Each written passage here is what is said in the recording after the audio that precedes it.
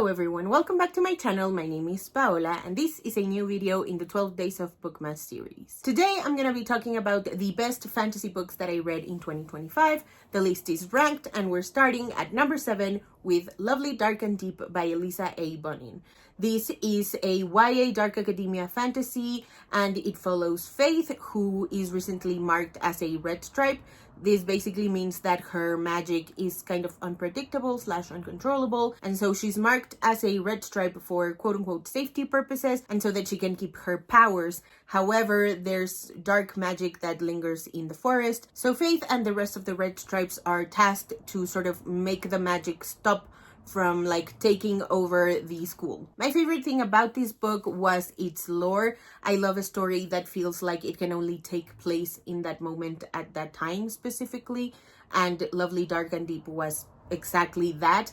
I also loved the found family of it all. The red stripes kind of took me by surprise. Based on the synopsis, I was kind of expecting Faith to be a little bit of a loner, and I think she kind of starts that way, but because she's been marked a red stripe and the other red stripes know what that's like, they stick together in a really beautiful way. Number 6, Squad by Maggie Tokuda Hall and Lisa Sturl.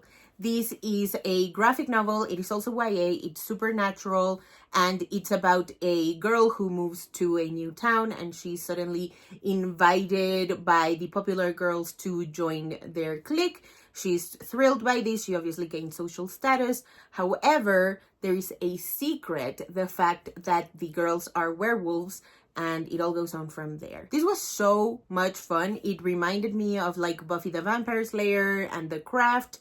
I loved its exploration into toxic friendships, the social status. I love that it reminded me of early 2000s and late 90s supernatural shows. It has a little bit of Pretty Little Liars going for it, which I also adored. I love that it's one volume telling the whole story. It was so fun. Highly recommend if you're looking for a graphic novel. Number 5, The Wicked and the Divine, Volume 1 by Kieran Gillen and Jamie McKelvey. This is another graphic novel. This one is a series. I believe in total there were 51-ish issues, and I only read volume 1, which I think compiles volumes 1 through 4, maybe 1 through 5. So in this story, we follow Laura as she interacts with the Pantheon, which is made up of 12 reincarnated deities with fame and supernatural powers. What I loved about this one was the horror, the gore aspect of it. It felt like they really complemented the story as opposed to just being there for the sake of just being there.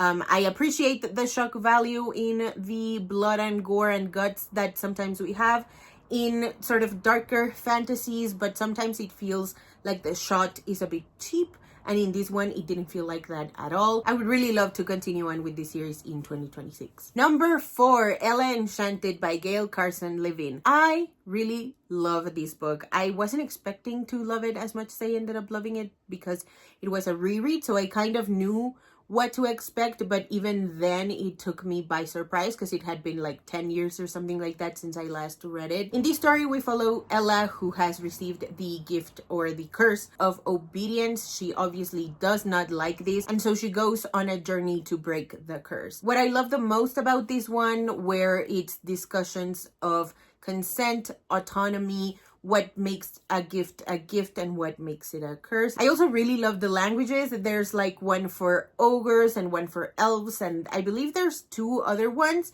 At the back of my copy, I got to read sort of the origin of how these languages were produced by Gail Carson Levin. It was really fascinating. I love that little taste of extraness in the fantasy. And the last thing that I really loved about this book were the letters between Ella and the prince. Number 3, Saving Chupi by Amparo Ortiz and Ronnie Garcia. It follows Violeta and her friends on their sort of journey to protect the newly found chupacabra from international smugglers and monster hunters. What I love the most about this one was the E.T. feeling that it gave me. I love stories that center children and their cleverness and how just naturally kind they are. I also love the friendships and the art style. The color palette was delightful. Number 2, the A Study in Drowning series by Ava Reed. This is a YA dark academia sort of historical fantasy duology that follows Effie and Preston. The first book follows them from Effie's perspective, and we go on a journey with them